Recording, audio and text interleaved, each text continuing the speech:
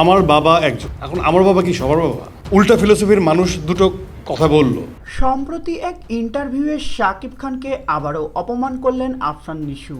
এর আগে আফরান নিশুর সুড়ঙ্গ সিনেমা প্রমোশনে এক প্রোগ্রামে শাকিব খানকে নিয়ে কটূক্তি করেছিলেন। আচ্ছা, তার 2টা সন্তান এবং 2টা ওয়াইফ।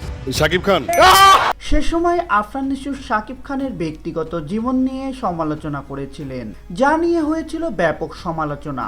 এরপর তিনি শাকিব খান এবং শাকিব ভক্তদের কাছে ক্ষমা চেয়ে শাকিব খানের সাথে সিনেমার অভিনয়ের সুযোগ পান। এবার তিনি আবারও শাকিব খানের ব্যাপক সমালোচনা করেন। স্ল্যাশি হচ্ছে ছেলে এবং তার দুটো গার্লফ্রেন্ড, মাঝে মাঝে তারা দুজন ঝগড়া করে।